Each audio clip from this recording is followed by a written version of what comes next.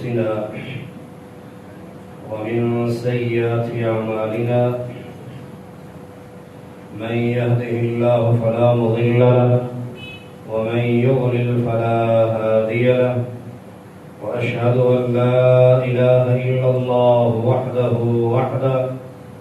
وحده لا شريك له وأشهد أن محمدا عبده ورسوله.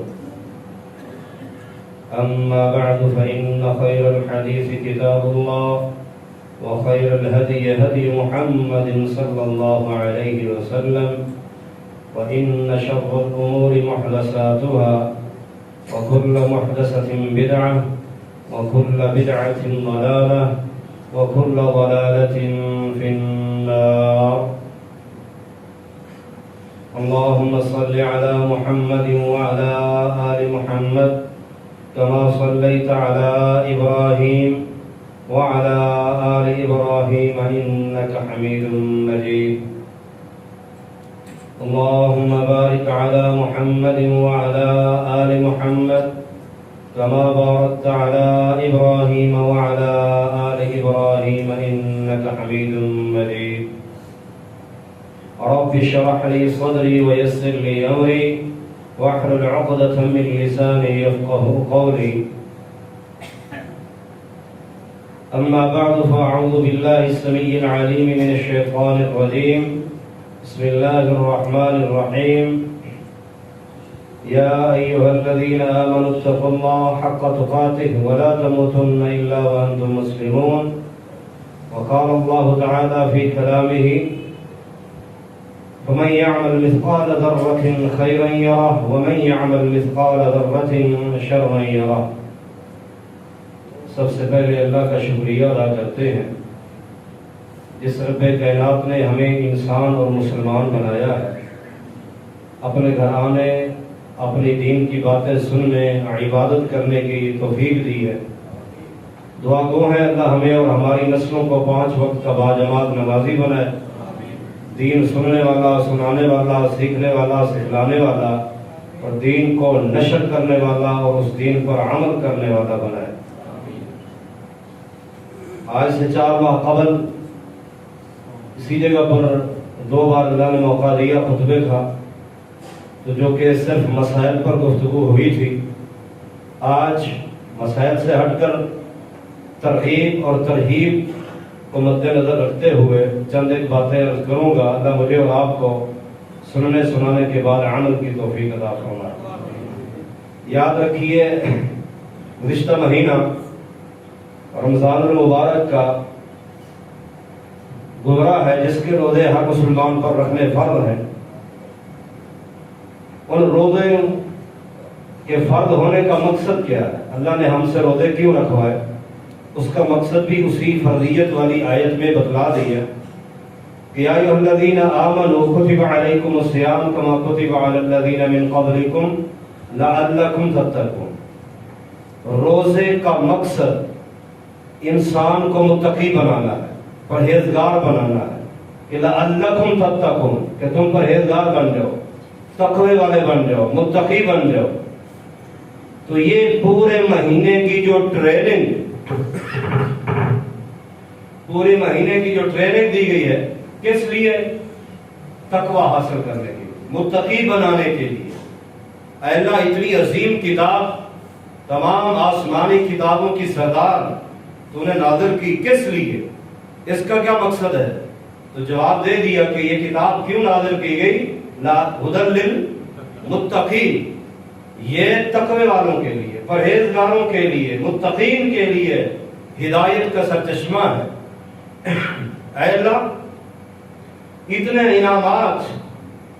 انعامات والی جنتیں جو تو نے تیار کر رکھی ہیں، یہ جنت کے لوگوں کے لیے، فرمائے متقین کے لیے، ان المتقین فی جنات وعیون، یہ متقین لوگوں کے لیے ہے۔ اے اللہ، کروڑوں لوگ کروڑوں روپیے بہاتے ہیں، 10 ذی الحج کو قربانی کرتے ہیں، اتنا گوشت اور اتنا خون بہایا جا رہا ہے، ذبح ہو رہا ہے جانور، کس لیے؟ فرمایا لن ینال اللہ لحومها ولا دماؤها ولکن ینالہ التقوی منکم۔ یہ ٹریننگ بھی اس لیے کہ تقوی میں دیکھنا چاہتا ہوں خون کی ضرورت نہیں ہے، نہ گوشت کی ضرورت ہے۔ ذبح جو کر رہا ہے وہ ہمسائے کو دکھلانے کے لیے، یا محلے میں سب سے اونچا قد بنانے کے لیے، یا بڑے کم خرچ کر کے مجھے راضی کرنے کے لیے، کس لیے ذبح کر رہا ہے؟ یہ تقوی کے لیے۔ روزے رکھا ہے پورے 30 دن تقوی کے لیے۔ اور کیا فرمایا کہ میں نے جتنی مخلوق اپنی بنائی ہے، انسان کو افضل بنایا، پھر اس انسانیت میں اگر مجھ رب کے نزدیک کوئی افضل اور احسن اور بہترین اور عزت والا کوئی ہے تو یہ وہی شخص ہے کہ جو اتنی فرمایا ان اکرمکم عند اللہ اتقاکم، اللہ کے نزدیک بھی سب سے اعلیٰ افضل اور اکرم، سب سے زیادہ عزت والا اگر اللہ کے نزدیک کوئی مرد یا عورت ہے تو وہی ہے جو ہم سے ڈرتا زیادہ ہے، جو متقی زیادہ ہے، جو پرہیزگار زیادہ ہے۔ میں اپنے آپ سے پوچھوں اور آپ اپنے آپ سے پوچھیں، آج شوال کے کتنے دن گزرے؟ گزشتہ رمضان میں نے اور آپ نے اپنے رب کے ہاں کتنا متقی بن کے دکھایا، یا ہم نے روزوں کا مقصد اور فلسفہ کتنا ہم حاصل کر چکے ہیں؟ ہاں متقی بن گئے، الحمدللہ، جنت ہماری ہے، ہمارے لیے ہے۔ اگر نہیں بنے تو پھر کب بنے گے؟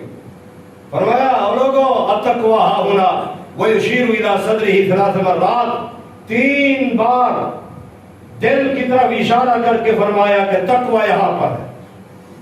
اللہ کا ڈر، خوف، رجا، امید، محبت وہ یہاں پر ہے۔ اگر دلوں کے اندر ہم نے اور بہت سارا مواد بھر کے رکھ دیا ہے پھر اللہ کی محبت بھی کم رہ گئی، رسول اللہ صلی اللہ علیہ وسلم کی محبت بھی کم رہ گئی۔ پھر وہ قرآن سے اور جن چیزوں کی نسبت اللہ کی طرف ہے، وہ رسول اللہ ہو، وہ بیت اللہ ہو، وہ کلام اللہ ہو، محبت نہیں رہتی۔ کتنے لوگ آپ بھی جانتے ہوں گے کروڑوں میں ہیں، لیکن حج نصیب نہیں ہوتا، بیت اللہ کی زیارت نصیب نہیں ہوتی، کیونکہ وہ اپنی دولت پر پہرا دے کر اپنے گھروں میں بیٹھے، کیونکہ نسبت بیت اللہ کی طرف ہے۔ ایسے بھی ہوں گے جن کے پاس تھوڑی پونجی ہوگی، زمینیں بیچیں گے، لوگوں سے کچھ لے کر بھی جائیں گے کہ کسی زندگی میں کسی طرح بھی ہم بیت اللہ کی زیارت کرتے ہیں۔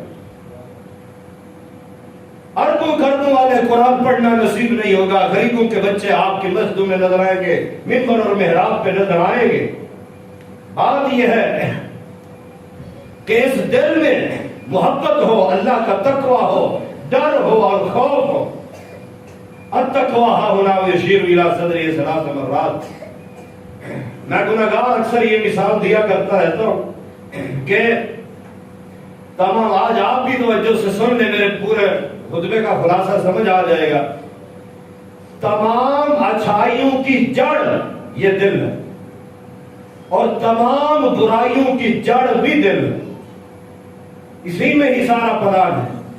نبی علیہ السلام نے فرمایا لوگو ان فی الجسد مضغہ، جسم میں ایک ایسا ٹکڑا ہے، اذا صلحت صلح الجسد کلہ، جب وہ ٹکڑا ٹھیک پورا کا پورا جسم ٹھیک، وَإِذَا فَسَدَتْ فَسَدَ الْجَسَدُ كُلُّهُ، جب وہ ٹکڑا خراب تو پورا کا پورا جسم ہی خراب۔ فرمایا الا وہی القلب، کوئی اور چیز نہیں، وہ دل ہے، وہ دل ہے۔ سب ماشاءاللہ دیس میں رہتے ہیں، گھر کی بنی ہوئی کھاتے پیتے ہیں الحمدللہ، پردیسوں کو تو ہم اور انداز میں مثال دیتے ہیں۔ آپ کے لیے عرض یہ ہے کہ آپ لوگ بھی دیکھتے ہوں گے گھر میں ہماری ماں جی، گھر کی کوئی خاتون ہنڈیا صاف کرے گی اندر سے، نیچے بے شک دیگچی وہ پتیلا اگر وہ باہر سے کالا رہ جائے تو کوئی پرواہ نہیں ہوتی۔ ٹینٹ سروس والا بھی دیگوں کو باہر مٹی لگا کے رکھتا ہے، اندر صفائی ہوتی ہے صابن سے، پھیلی سے، پتہ نہیں طرح طرح کی چیزیں جن سے اندر اس کو مانجا اور صاف کیا جا رہا ہے۔ کیوں؟ کہ برتن اندر سے صاف ہوگا تو دودھ خراب نہیں ہوگا، سالن خراب نہیں ہوگا۔ حضرات ان اللہ لا ينظر الى صورکم، اللہ بھی تمہاری باہر شکلوں کو نہیں دیکھتا، بلکہ اللہ دیکھتا ہے الی قلوبکم، تمہارے اندر کو دیکھتا ہے کتنا صاف ہے۔ نماز میں تو اکٹھے کھڑے ہو لیکن دل میں دوسرے کے ساتھ پلیدگی رکھ کے کھڑے. پلیدگی ہے اس کے بارے میں، نفرت ہے. تم کھڑے اکٹھے ہو، بیٹھتے اکٹھے ہو، کھاتے پیتے اکٹھے ہو، لیکن اندر تمہارا صاف نہیں ہے. خواہ وہ بھائی ہے، خواہ وہ کوئی بھی ہے. اللہ شکلوں کی طرف نہیں دیکھتے بلکہ اس دل کی طرف دیکھتے ہیں. دل میں کیا ہے؟ تمام اچھائیوں کی جڑ دل ہے، تمام برائیوں کی جڑ بھی دل.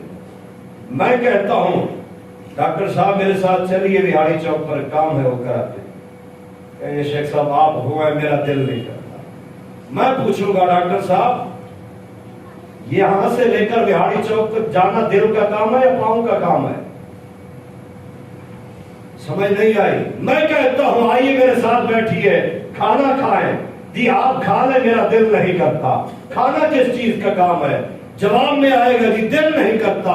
ارے بھائی میرے ساتھ بیٹھیے، یہ ذرا گفتگو سن لیں. شیخ صاحب آپ سن لیں، میرا بھی دل نہیں کرتا. سننا کس چیز کا کام ہے؟ جواب یہ کہتے جی دل نہیں کرتا. تو فلاں تو روزانہ ڈاکٹر صاحب کی کلینک میں جا کے کیوں بیٹھتا ہے؟ شیخ صاحب تجھے کیا؟ میرا دل کرتا ہے میں بیٹھتا ہوں. تجھے کیا بیٹھنا کس چیز کا کام ہے؟ کہتا ہے میرا دل نہیں کرتا. اور تو فلاں کے ساتھ کیوں بیٹھتا ہے، کیوں جاتا ہے، کیوں کھاتا ہے، یہ کیوں کرتا ہے، وہ کیوں نہیں کرتا؟ جواب آتا ہے جی میرا دل کرتا ہے، میرا دل نہیں کرتا. جبکہ جس طرف بھی چلے جائیں جواب یہی آئے گا میں یہ نہیں کھا رہا اس لیے میرا دل نہیں کر رہا. جبکہ کھانا منہ کا کام ہے، کہتا ہے میرا دل نہیں کرتا. یہ میں کر رہا ہوں، یہ میں پی رہا ہوں، کیوں؟ تو اور کوئی جوس نہیں پیتا، بوتل کیوں نہیں پیتا؟ کہتے بس اس پر دل کر، اور کا دل نہیں کرتا. اس ٹائم کیوں کھانا کھا رہے تھے، فلاں ٹائم کیوں نہیں کھاتے؟ کدھر کدھر کون کون سی مثال دو؟ بات پھر بھی یہی آئے گی جی دل نہیں کرتا یا دل کرتا ہے تو یہ کرتا ہوں. حضرات تمام اچھائیوں کی جڑ بھی دل ہے، برائیوں کی جڑ بھی دل ہے. لہذا اس دل کو صاف کیجئے، اس دل کی صفائی ضروری ہے. یہ دل صاف تو جتنی بھی نیکی ہوں گی نا وہ بھی صحیح رہ جائے گی. ورنہ ساتھ حسد پہنچ گیا، کینہ پہنچ گیا، بغض پہنچ گیا، نفرتیں اور قدورتیں پہنچتی جائیں گی. تو یہ ان الحسد یاکل الحسنات کما تاکل النار الحطب، یہ حسد جب پہنچ جاتا ہے نا دل میں، یہ نیکیوں کو ایسے کھانے لگ جاتا ہے جیسے خشک لکڑی کو آگ کھانے لگ جاتا ہے. کسی کی شہرت، کسی کے حسن، کسی کے کاروبار، مال، فصل، دولت، گاڑی اور اچھے کھانا پینا، رہنا سہنا، حسد. اللہ کے بندو اس کے لیے اور مانگو، بخل نہ کرو، اپنے لیے بھی مانگو. اللہ اسے بھی اور دے، مجھے بھی اور دے. یہ رشک ہوتا ہے، حسد نہیں. حسد یہ اسے نہ دے مجھے دے، یہ غلط ہے. بہرحال ہمارے معاشرے میں کچھ مردیں ایسی پائی جاتی ہیں جو کہ تقوی کے خلاف ہیں. میں انہیں ایک دو موضوع کی طرف جانا چاہتا ہوں کیونکہ تقوی پر تو جتنی لمبی گفتگو کی ہے وہ کم ہے. نبی علیہ السلام جب بھی صحابہ کے لشکر کو روانہ کرتے تو پہلی وصیت یہی کرتے، اوصیکم بتقوی اللہ تعالی، میں تمہیں وصیت کر رہا ہوں اللہ کے تقوی کی. خطبہ نکاح ہے تو اس میں بھی تقوی ہے. خطبہ جمعہ کی آیات جب خطبہ دیتے تب بھی تقوی کی آیات پڑھتے. کبھی اور کیا یہ 3 آیات جو پڑھی جاتی ہیں ان میں بار بار تقوی کا لفظ ہے. میں پہلے عرض کر چکا ہوں جنت متقین کے لیے، قرآن بھی متقین کے لیے، انعامات بھی متقین کے لیے، روزوں کی ٹریننگ بھی دی گئی ہے متقی بنانے کے لیے. اور تقوی کا محور اور مرکز اور منبع اور منشا وہ صرف دل ہے. لہذا اس دل کو ٹھیک رکھنا چاہیے ہر کسی کے بارے میں. جب تم دل کو ٹھیک رکھو گے تمہارے بارے میں ٹھیک تصور ہوگا. ورنہ جب تم دوسروں کے بارے میں سوچو گے خرابی یہاں ہوگی. جب تم اچھا سوچو گے تمہارے بارے میں کوئی اچھا سوچے اسے اللہ کافی ہے، اسے اللہ کافی ہے. لہذا حسد، کینہ، بغض یہ وہ جو مرضیں ہیں جو دل میں بیٹھ کر دوسری نیکیوں کو خراب کرتی رہتی ہیں، ان سے بچیے. آئیے میں معاشرے میں 2 پہلو ایسے ہیں جو تقوی سے متعلق ہیں لیکن عام ہیں، لوگ توجہ نہیں کرتے. میں اصل اس کی طرف توجہ دلانا چاہتا ہوں. تقوی پر، تقوی کے کیا فوائد ہیں، کیا ثمرات ہیں، کیا بہت ایک لمبی گفتگو ہے، اس طرف میں نہیں جانا چاہتا. کیونکہ کوئی شخص ایسا جو چاہتا ہے میں مشکل سے نکلوں، پریشانیوں سے نکلوں، غم اور صدموں سے نکلوں، تو اسے بھی چاہیے وہ تقوی اختیار کرے. وَيَتَّقِ اللَّهَ يَجْعَلْ لَهُ مَخْرَجًا، جو اللہ سے ڈر جاتا ہے، تقوی اختیار کرتا ہے، اللہ اسے، میں یہاں ایک تعریف اور بتلاتا ہوں، تقوی ہے کیا؟ تقوی ہے کیا؟ سنتے تو رہتے ہیں تقوی، یہ ڈر جاؤ۔ کیسے ڈرو؟ قرآن کہتا ہے نا حق کا تقاتی، اتنا ایسے ڈرو جیسے ڈرنے کا حق ہے۔ یہاں پر ایک حدیث سناتا ہوں، نبی علیہ السلام اپنے بستر پہ آئے، اما جی عائشہ رضی اللہ تعالیٰ عنہ کے گھر واری تھی، اما جی سوئی ہوئی ہیں، محبوب کائنات آ کے لیٹ گئے، کھجور کا ایک دانہ بستر پہ پڑا ہوا تھا، اٹھا لیا۔ اب اٹھا کر جب کھا لیا، بڑی دیر گزر گئی، آپ صلی اللہ علیہ وسلم کو نیند نہیں آ رہی۔ ماں جی جب اٹھی دیکھا، فرمانے لگی اے سر کے تاج، کیوں بے چین، بے سکون اور بے آرام ہو؟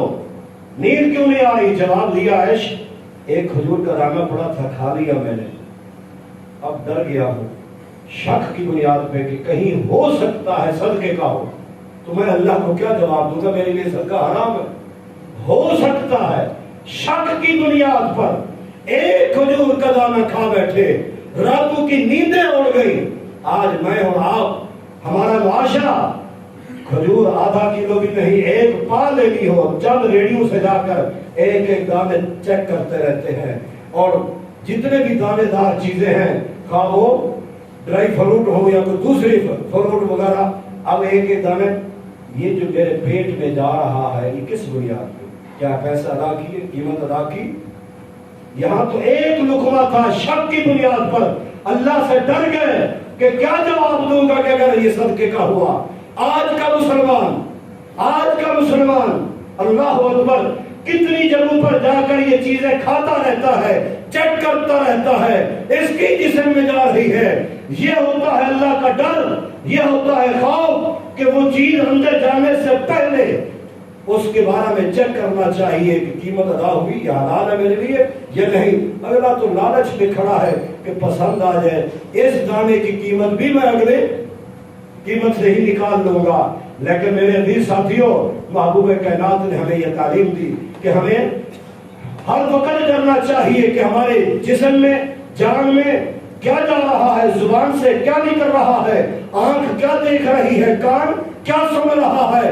اللہ سے ڈرنے والا ان اعضاؤں کو سلامت رکھتا ہے گندگیوں سے بھی، اور اسی طرح ہر اچھی خیر اور بھلائی والی بات کے لیے تیار رکھتا ہے۔ آئیے معاشرے کے اندر دو پہلو جو تقوی کے خلاف پائے جاتے ہیں وہ یہ ہے، جو شخص اللہ سے ڈرنے والا ہے، متقی ہے، وہ کبھی معمولی سی معمولی نیکی کو نہیں چھوڑے گا، کل گزرے گا۔ جس کو اللہ کا خوف ہے، ڈر ہے، وہ لازمی، وہ یہ نہیں کہ چھوڑو یہ دوسرا کام نہیں۔ جو اللہ سے ڈرنے والا ہے، متقی اور پرہیزگار ہے، وہ معمولی سے معمولی گناہ کو معمولی گناہ سمجھ کر بھی کبھی نہیں کرے گا۔ ہمارے معاشرے میں معمولی سمجھ کر گناہ کرتے رہتے ہیں، حالانکہ قرآن کہتا ہے وَمَن يَعْمَلْ مِثْقَالَ ذَرَّةٍ خَيْرًا يَرَهُ وَمَن يَعْمَلْ مِثْقَالَ ذَرَّةٍ شَرًّا يَرَهُ۔ جس نے بھی ذرے برابر خیر، بھلائی، اچھائی اور نیکی کا کام کیا، اس کی ویڈیو ریکارڈ ہو رہی ہے، قیامت والے دن اللہ اسے دکھائے گا، یارہو اسے دیکھے گا وہ بندہ۔ اور اسی طرح شر کرنے والا، برائی کرنے والا، اس کے ذرے برابر بھی اس کی بھی ویڈیو ریکارڈ ہو رہی ہے، قیامت والے دن اللہ کے ہاں اسے دکھا دیا جائے گا کہ تو نے یہ کیا تھا۔ ذرہ کیا ہوتا ہے؟ گھر میں بیٹھو، روشن دان یہ دروازے سے سورج کی آنے والی لائٹ، اس میں اڑنے والے ذرات، کتنے ذرات ہوتے ہیں گنتے بھی کوئی نہیں کر سکتا۔ ایک ذرے کے برابر بھی اگر کسی نے کوئی اچھائی یا برائی کی، وہ ریکارڈ ہو گئی ہے، اللہ اسے دکھائے گا۔ آج معمولی سمجھ کر معذرت کے ساتھ جب کہا جاتا ہے بھائی داڑھی کیوں نہیں رکھتے، کہتے شیخ صاحب یہ سنت ہے، کون سا کوئی فرض ہے؟ یہ جواب آتا ہے، میں سوال کرتا ہوں دنیا کائنات کا کوئی بھی عالم، کوئی بھی مفتی کوئی فتویٰ لکھ کے دے داڑھی کٹوانا ثواب کا کام ہے، کوئی بھی کسی مسلک سے داڑھی کٹوانا ثواب کا کام ہے، سب کہیں گے نہیں ثواب تو نہیں ہے، بل پھر کیا ہے؟ گناہ تو ہے۔ پھر یہ گناہ ہے لیکن کرتا کیوں ہے؟ اس لیے کرتا ہے کہ اسے معمولی سمجھتا ہے۔ اسے معمولی سمجھتا ہے، معمولی سمجھ کر یہ غلطی کر رہا ہے۔ سنیے عزیز ساتھیوں، اللہ کے ہاں جہنم جانے کے لیے گناہوں کی کوئی لسٹ نہیں ہے۔ اللہ پکڑنے پہ آئے تو میرے اور آپ کے بابا کو بھی کتنی غلطیوں پر پکڑا تھا، کتنی غلطی تھی۔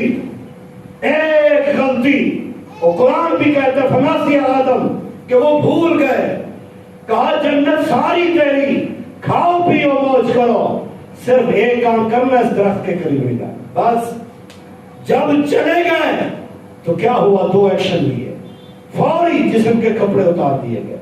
دوسرا ایکشن بعد میں لیا ہے بیتوں میں اسلام۔ سوال یہ ہے کہ کتنا غلطی کی تھی؟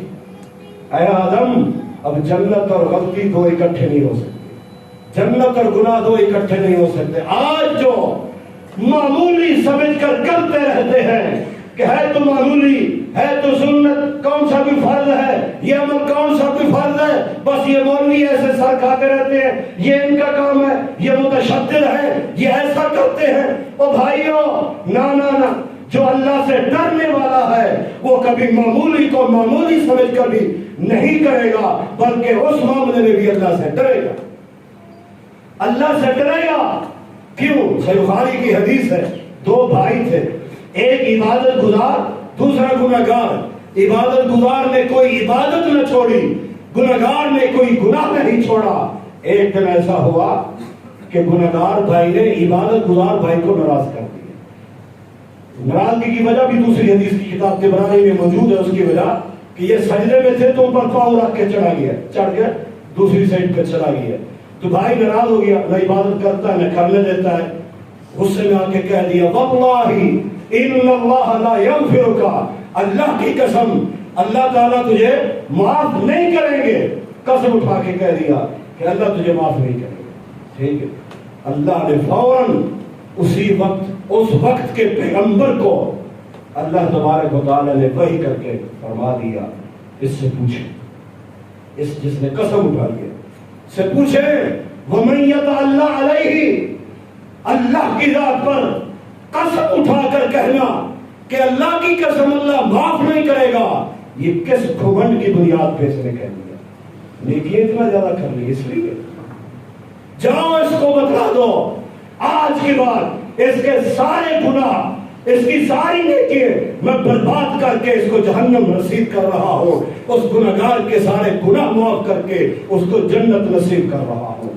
کلمۃ واحدۃ، کلمۃ واحدۃ او بکت عقباہ، ایک کلمے نے اس کی ساری آخرت برباد کر کے رکھ دی۔ معمولی سمجھتے، بات میں ہم فتوے دے دیتے ہیں، کوئی سامنے ہمارے گزر جائے ایسے تبصرے کرتے ہیں ہم، زبانیں کینچی کی طرح عزت اس کی کاٹتی ہے، ہماری زبان کیسے چلتی ہے، یہاں ایک کلمہ کہہ دیا، ایک لفظ کہہ دیا، ساری آخرت برباد ہو گئی۔ ہمارے معاشرے میں ہم ڈرتے بھی نہیں، کیسے کیسے تبصرے کرتے ہیں لوگوں کے اوپر، ہمیں اگلی باتوں کا پتہ نہیں، حقیقت کا پتہ ہی نہیں ہوتا۔ یاد رکھیے، بربادی کے لیے ایک جملہ بھی کافی ہے، جہنم رسید ہونے کے لیے ایک جملہ بھی کافی ہے۔ آئیے دوسری حدیث سنیں، نبی علیہ السلام چند صحابہ کے ساتھ گزر رہے، سفر کر رہے، قبرستان سے گزرے، رک گئے، دو قبروں کی طرف اشارہ کر کے فرمایا ساتھیو فیہما یعذبان، ان دو قبر والوں کو عذاب ہو رہا ہے، وما یعذبان فی کبیر، اب کبیر صغیر تو سارے جانتے ہیں کہ کسی بڑے گناہ کی وجہ سے نہیں، معمولی گناہ، معمولی غلطی کی وجہ سے ان قبر والوں کو عذاب ہو رہا ہے۔ اور آپ جانتے ہیں نبی محترم اللہ کی وحی کے بغیر بات نہیں کرتے، بتلایا اما احدہما، ان میں سے جو ایک ہے لا یستتر من البول، جو پیشاب کے چھینٹوں سے نہیں بچتا تھا، کھلا میدان یا بھلے وہ واش روم میں پیشاب کے چھینٹوں سے نہیں بچتا تھا۔ آج کل عجیب معاشرہ ہے، بات ساتھی کو بھائی نماز پڑھی کہتے تھے، نہیں کیوں؟ کپڑے خراب ہیں، جب بھی پوچھو جواب ہی کپڑے خراب ہیں، پتہ کیسے بھی خراب ہے۔ یہاں کیا کہہ رہی ہے شریعت کہ پیشاب کے چھینٹوں سے بچو ورنہ قبر میں عذاب۔ بلکہ اس سے اور واضح سنا دو حدیث، آپ صلی اللہ علیہ وسلم خود قبر میں کھڑے ہیں، میت کو ہاتھوں سے نیچے لحد میں اتارا، جب لحد میں میت کو رکھا ایک دم قبر میں ایسے میت کو دبایا، محبوب کائنات اندر کھڑے ہیں، آپ نے فوراً ہاتھ اٹھایا اور کہا اللہ اسے معاف کر دے، اللہم اغفر لہو، اللہ اسے معاف کر دے۔ قبر پھر کھلی ہوئی، صحابہ نے کہا محبوب کیا ماجرا ہے، کیا ہوا، ہمارے ساتھی ہیں، بھائی ہیں۔ سیدنا سعد تو فرمانے لگے محبوب کائنات بالکل ٹھیک ہے معاملہ اس کا، صرف تھوڑی سی سستی تھی، پیشاب کے چھینٹوں سے نکل رات معمولی سمجھ رکھا ہے۔ ہمارے محبوب جب پیشاب کرنے جاتے لاٹھی ہاتھ میں جا کے زمین کو پہلے لاٹھی کے ذریعے کھریدتے، جگہ نرم کرتے، پھر پیشاب کرتے تاکہ کوئی چھینٹا نہ۔ اللہ اکبر، معمولی سمجھ رکھتے ہیں۔ خواتین ہو یا مرد، جن ماں نے بچے نے پیشاب کر دیا ہے، بچے نے پیشاب کر دیا ہے، خود بھی ناپاکی کی حالت میں اتنی دیر تک رہنا، حضرات فرمایا اس کو قبر میں عذاب ہو رہا ہے، پیشاب کے چھینٹوں سے نہیں بچتا تھا اس لیے۔ وَأَمَّا الْآخَرُ يَمْشِي بِالنَّمِيمَةِ، دوسرا جو تھا وہ چغل خور، بڑوں تک، مدیروں تک، کمبوسوں تک، اسی طرح سپروائزروں تک، جو بھی اوپر ہے شکایات پہنچانا۔ فرمایا اس کو قبر میں عذاب ہو رہا ہے۔ بلکہ ایک اور حدیث بھی ہے، لا يدخل الجنت نمام، یہ چغل خور کو جنت نصیب نہیں ہوگی۔ بہرحال آئیے آگے بڑھتے ہیں کہ یہ قبر میں عذاب صرف معمولی سی بات، معمولی ہمیں سمجھنا چاہیے میرے بھائیوں، غلطی چھوٹی ہو، گناہ چھوٹا ہو، اسے چھوٹا مت سمجھو۔ جہنم جانے کے لیے کوئی لسٹ نہیں ہے کہ یہ کراس کرو گے تو پھر جہنم، اللہ پکڑنے پہ آئے۔ کہاں کیا کیا بات سناؤں، صحیح بخاری کی حدیث اللہ نے اچانک دماغ میں ڈال دی۔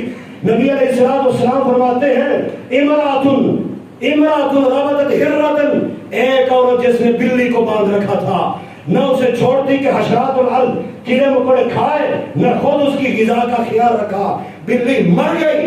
نبی علیہ السلام نے خود دیکھا، اللہ نے آپ وسلم کو دکھلایا کہ جہنم میں وہ عورت جہنم میں بھونی جا رہی ہے، آگ میں جلائی جا رہی ہے، اس کو آگ میں بھونا جا رہا ہے۔ کیوں؟ کہ اس نے بلی کو باندھ رکھا۔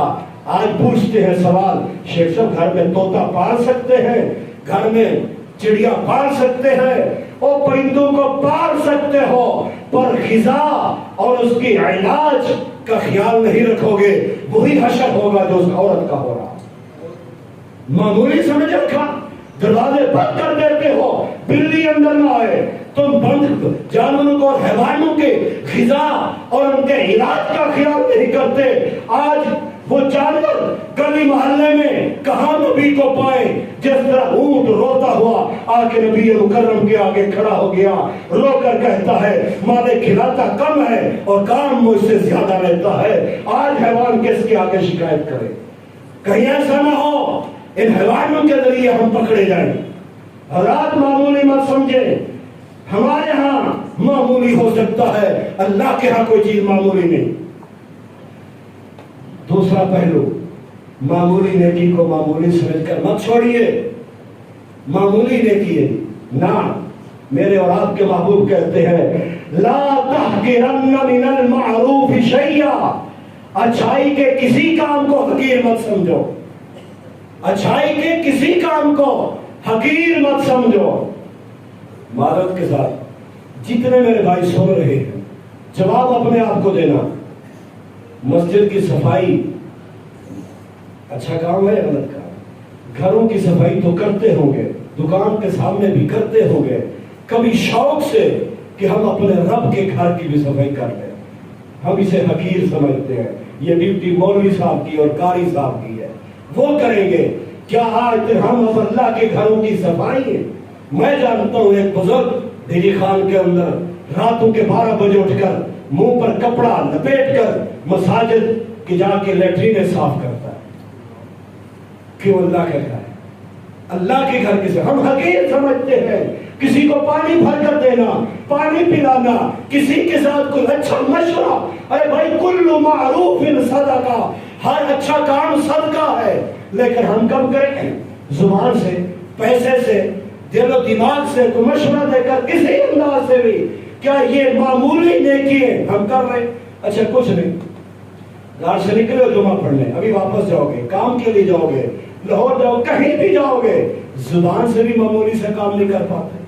نبی علیہ السلام فرماتے ہیں، مسلم کی روایت ہے کہ جو شخص ایک بار کہہ دے الحمدللہ، ایک بار کہہ دیا، تملا المیزان، قیامت والے دن لگنے والا میزان اور ترازو اللہ تعالیٰ پورا نیکیوں سے فل کر کے اس کے نام اعمال میں لکھ دیتا ہے۔ صحابہ نے پوچھا وہ کتنا بڑا؟ فرمایا جتنا آسمان اور زمین کی لمبائی چوڑائی اتنا وہ ترازو ہے۔ 2 منٹ مل گئے تو کچھ کہہ دیا، اللہ اکبر۔ ہم نے سعودی عرب میں اشاروں کے اوپر جب گاڑی رکتی ہے سامنے لکھا ہوتا ہے کہ وقت ضائع نہ کرے، اللہ کا ذکر کر، 1 منٹ کا، آدھے منٹ کا، 20 سیکنڈ کا اشارہ ہے تو سامنے بورڈ لگا ہوا ہے کہ اس 20 سیکنڈ میں بھی کوئی زبان سے کہہ لو۔ کیا بہترین نظام ہے کہ جگہ جگہ آپ کو یہ یاد کرایا جا رہا ہے۔ اندازہ کیجیے، اور فرمایا جو الحمدللہ کے ساتھ سبحان اللہ پڑھ دے، حوالہ پہلے دے رہا ہوں، صحیح بخاری میں بھی ہے، صحیح مسلم میں بھی ہے۔ اس ٹائم جو نقشہ میرے ذہن میں کھڑا ہے وہ صحیح مسلم کی حدیث کتاب الطہارہ کی پہلی حدیث ہے، پہلی۔ آپ کتاب الطہارہ کھولے پہلی، بلکہ مشکات ہے کسی کے پاس، مشکات میں کتاب الطہارہ کھولے پہلی حدیث پڑھے۔ نبی علیہ السلام فرماتے ہیں جو الحمدللہ کے ساتھ سبحان اللہ بھی کہہ دے، یہ 2 لفظ معمولی ہے نا، معمولی، لیکن ہمارا معاشرہ، اور جو رب سے ڈرتا ہے وہ چھوٹی چھوٹی نیکی بھی تلاش کرتا رہتا ہے، چھوٹے چھوٹے گناہوں سے بھی بچتا رہتا ہے، وہ نگاہ ہو یا کوئی، وہ اس کی حفاظت میں لگا رہتا ہے کہ نیکی بھی محفوظ رہے اور گناہوں سے بھی میں بچ رہا ہوں۔ اللہ اکبر۔ فرمائے جو سبحان اللہ اور الحمدللہ کہہ دے، تملأان ما بین السماء والارض، آسمان اور زمین کے درمیان یہ جتنا بھی کھڑا ہے اللہ یہ سارا نیکیوں سے پر کر کے انسان کے نام اعمال میں لکھ دیتا ہے۔ کبھی اندازہ لگایا یہ خلا کتنا ہے، یہ خلا کتنا ہے؟ اللہ اکبر ہے بھائی، آدھا گھنٹہ دیا تم نے جمعہ کے لیے، تم دماغ خطیب کے ساتھ رکھو۔ زبان سے تو پڑھ سکتا ہے، ہاتھوں سے کام کرتے ہو، گاڑی چلا رہے ہو، پاؤں سے بھی تم کام کر رہے ہو، زبان سے سبحان اللہ الحمدللہ۔ معمولی سمجھتے ہیں نا، اس لیے نہیں کرتے، معمولی۔ اللہ اکبر کبیرہ، معمولی مت سمجھو، ورنہ اللہ تعالیٰ کو ادائیں چاہیے۔ اچھا پتا ہے یہ اخلاق کتنا ہے؟ سنن ایک تھوڑی سی کمزور روایت ضرور ہے سنن نبی داؤد میں، نبی علیہ السلام فرماتے ہیں ایک تیز رفتار، تیز گھوڑ سوار جو ہے وہ تیز رفتار گھوڑے پر بیٹھے 500 سال تک جتنا گھوڑا وہ دوڑائے گا، سفر کرے گا، اتنا زمین سے لے کر پہلے آسمان کے درمیان کا خلا ہے، صرف 2 لفظ کہہ دینے سے، سبحان اللہ والحمدللہ۔ میرا ایمان ہے، میں نے کہا اللہ تعالیٰ میرے نام اعمال میں ضرور اتنا اجر لکھ دے گا، کیونکہ مدینے والے کا سچا فرمان ہے۔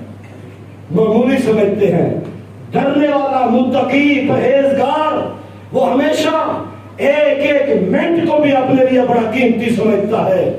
ہم ہیں اشارہ 1 منٹ کا ہو پریشان ہو جاتی، اتنا لمبا اشارہ، لیکن اس منٹ میں اگر ہم 3 بار سورۃ اخلاص پڑھ لیں، 1 حرف کے بدلے کتنی نیکی ملتی ہے؟ 10۔ سورۃ اخلاص کے کتنے حروف ہیں؟ 40 سے زیادہ ہیں۔ اب کم از کم قل هو اللہ احد اللہ الصمد لم یلد ولم یولد ولم یکن لہ کفوا احد، 10-15 سیکنڈ میں 1 بار، چلو پورے منٹ میں 3 بار کہہ لو، تو یہ ہزاروں نیکی ہیں 1 منٹ میں انسان کما لیتا ہے۔ بات وہی ہے، اہمیت نہیں ہے، قدر نہیں ہے، احساس نہیں ہے۔ حتیٰ کہ میرے عزیز ساتھیوں، اللہ کو وہ جذبہ، وہ احساس، وہ ولولہ چاہیے کہ میرے بندہ یہ نیکی کس جذبے سے کر رہا ہے۔ چند صحابہ آئے، صحیح مسلم کی حدیث کہ محبوب ہمیں اس مسجد میں کیا چاہیے؟ مسجد کے قریب، غالباً حدیث پہلے یہاں سنا چکا ہوں، مسجد نبوی کے قریب مکان چاہیے، کرائے پر۔ کیوں؟ کہ ہم نماز میں لیٹ ہو جاتے ہیں، قریب ہوگا گھر تو فوری نماز میں آ جایا کریں گے، نمازیں لیٹ نہیں ہوگی۔ جذبہ تھا. آپ نے فرمایا مل جائیں گے، لیکن وہاں سے آتے ہو تم ایک قدم اٹھاتے ہو نیکی ملتی ہے، دوسرے قدم پر گناہ مٹتا ہے. کہنے لگے بس ہمیں وہی کافی ہے، ہمیں وہی کافی ہے. کہ بعد میں دوسرے دن تیسرے دن چھوٹے چھوٹے قدم. اللہ آپ سب کو مکہ مدینہ لے جائے، بار بار لے جائے. ہمارے کچھ حاجی جب مکہ جاتے ہیں نا، کوشش ہوتی ہے بیت اللہ کے ساتھ ساتھ ہمیں طواف کرنا پڑے. کیوں؟ ٹائم بھی لگاتے ہیں. دیکھا نا جو میں نے 2 منٹ میں طواف کر لیا، میں نے 10 منٹ میں میرا طواف مکمل ہو گیا. اور بڑے بڑے قدم اٹھائیں گے، بڑی سپیڈ دیں گے، دیکھو نا جی میں اتنا جلدی فارغ ہو گیا. اس اللہ کے ولی کو یہ پتہ نہیں ہے کہ جب طواف کے ہر قدم کے اوپر 10 نیکی ملتی ہے. اور تو اگر لمبا کر لے گا طواف تیرے قدم زیادہ ہوں گے. تو اگر چھوٹے چھوٹے قدم رکھے گا تو چکر لمبا نکالے گا، تیرے قدم زیادہ ہوں گے. تیرے زیادہ قدموں پر تجھے نیکیاں زیادہ ملیں گی. آج کیا کرتے ہیں؟ دھوکہ دیتے ہیں. روم میں کھڑے ہو گئے، وہیں سے احرام پہن کے جی ہم نفل طواف کرنے کے لیے بیت اللہ کے ساتھ جائیں گے. کیوں جی؟ نفل طواف. اور نفل طواف عبادت سمجھ کے کرتے ہو تو کیا مسئلہ ہے؟ دوسری منزل پہ کر لو جس طرح نظام انہوں نے بنایا. تمہارا وقت زیادہ لگے گا، قدم زیادہ لگیں گے، ٹائم زیادہ لگے گا، عبادت اور اجر اور ثواب زیادہ ہوگا. نہیں، وہ نہیں چاہیے. کام نیکی کا ہو سستا. اللہ تعالیٰ ہمیں ہدایت دے. میرے عزیز بھائیو، سمجھنے کے لیے اتنی بات کافی ہے کہ جو اللہ سے ڈرتا ہے وہ کسی گناہ کو معمولی سمجھ کر نہیں کرتا اور کسی نیکی کو معمولی سمجھ کر نہیں چھوڑتا. ساری زندگی بدکاری کی، ساری زندگی، لیکن اس خاتون نے ایک کتے کو پانی پلا دیا. رب کو ادا اتنی پسند آ گئی. کتنی نیکی تھی اس کی؟ ایک ہی تھی. خود کو پیاس لگی ہوئی، خود پانی پیا. آگے دیکھا جب کتے کا بچہ پڑا ہوا چھوٹا بلک رہا ہے تو اس کو بھی پانی پلا دیا. آسمان والے کو ادا پسند آئی. ایک ہی نیکی تھی نا، ایک ہی نیکی تھی نا. اللہ نے، اور اتنے کبیرہ گناہ صرف اس ادا پہ اللہ نے سارے کے سارے معاف کر کے اس خاتون کو معاف کر کے جنت میں. اندازہ کیجیے. اس لیے متقی جو ہے وہ اللہ سے ڈرنے والا، وہ کبھی معمولی گناہ کو معمولی سمجھ کر نہیں کرتا اور کبھی معمولی نیکی کو معمولی سمجھ کر چھوڑتا نہیں. کیونکہ یہ ساری رمضان کی ٹریننگ متقی بنانے کے لیے کی گئی ہے. لہذا ہمیں متقی بننا چاہیے، اللہ تعالیٰ سے ڈرنے والا، اور ہمیشہ ہر وقت خود بھی اور اپنے بچوں کو یہ ٹریننگ دے، ذہن بنائے کہ کسی بھی معمولی کام کو، خیر کے کام کو مت چھوڑے، اسے کر گزرے. ہو سکتا ہے اللہ کو کوئی ادا پسند آ جائے، اللہ کو کوئی ادا پسند آ جائے. ایک حدیث میں آتا ہے، مسلم بھی ہے، کہ نبی علیہ السلام فرماتے ہیں رأیت فی الجنت رجلا یقلب، میں نے جنت میں ایک آدمی کو دیکھا وہ خوشی سے کلابادیاں کھا رہا تھا. جب پوچھا کیوں، کہتے جی گھر کے قریب روڈ کے اوپر نا درخت تھا، اس کی ٹہنی لٹکی ہوئی تھی، روڈ کے اوپر، راستے کے اوپر آنے جانے والے کے لیے تکلیف دہ تھی. کلاڑی اٹھائی، میں نے کاٹ کے ایک طرف پھینک دی. اللہ کو میری یہ ادا پسند آ گئی، اس عمل کی وجہ سے اللہ نے جنت دے دی. معمولی ہے، ایک ٹہنی کاٹی اللہ نے جنت دے دی. وہ کلابادیاں کھا رہا ہے، خود محبوب کائنات نے خواب میں دیکھا. اس لیے متقی کبھی کوئی نیکی ہاتھ سے جانے نہیں دے گا. جتنی بھی کوئی بھی خیر کا کام، اللہ ہمیں توفیق دے، اللہ ہمیں متقی کی صفات اپنانے کی توفیق دے. اللہ ہمیں اور ہماری بچوں کو اور ہماری نسلوں کو بھی اللہ تقوی والا بنائے، پرہیزگار بنائے، حلال کھانے کی، حلال کمانے کی توفیق عطا فرمائے. رمضان میں جو ٹریننگ کرائی گئی تقوی والی، اللہ ہمیں اسے ہمیشہ اپنانے کی توفیق عطا فرمائے. اللہ اس مسجد کو تا دیر قائم دائم رکھے، تا قیامت شاد و آباد رکھے.